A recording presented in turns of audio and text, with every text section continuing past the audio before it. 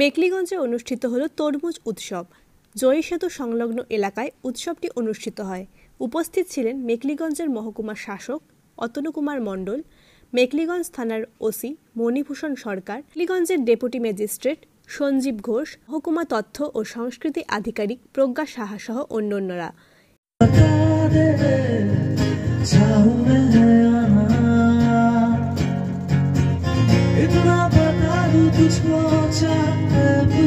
এই বিষয়ে কি বললেন মেকলিগঞ্জের মহকুমার শাসক অতনু কুমার মণ্ডল, আসুন শুনে নেওয়া যাক।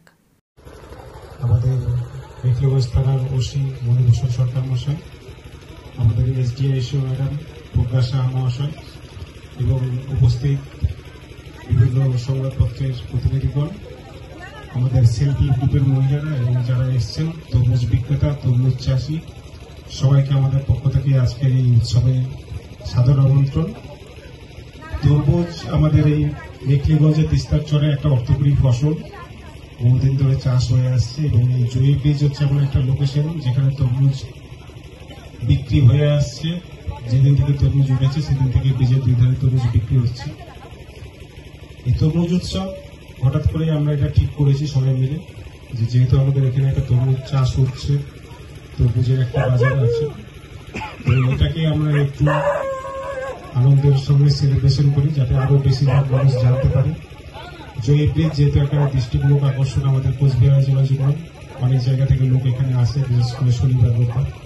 তো সেই হিসেবে আমরা আজকে রোববার দিনটাকে নির্দিষ্ট করেছি যে যারা যারা আসছে তারা এবং যারা আসছে না তারাও যাতে জানতে পারে যে মেকলিগঞ্জের তরমুজ চাষের একটা বিশাল এলাকা আছে এবং সেই তরমুজ যাতে এলাকা এবং এলাকার বাইরে মানুষ যাতে জানতে পারে, কিনতে পারে, তার প্রচার হয় এবং যারা চাষ করছে, যারা তরমুজ বিক্রি করছে তারা যাতে আরো আর্থিকভাবে স্বাবলম্বী হয়।